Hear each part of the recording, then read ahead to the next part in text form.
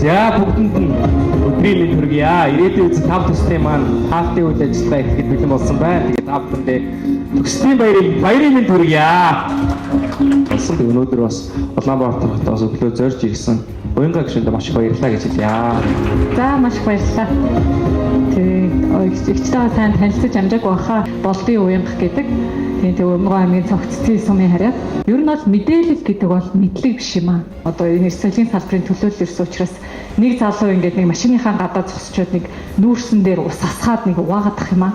За угаангуудаа ингээд газар ингээд харагдаж байгаа шороог нь болохоор энэ бол Улаанбаатарт түлж байгаа түл шимаа гэж тайлбарлав.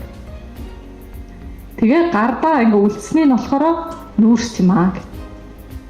Тэгээ энэ болохоор одоо уул нь бол гардаа үлдсэн нь хоёр төрлийн бүтээгдэхүүн болж ангилагдаад газар байгаа нь бол хаягдлахгүй.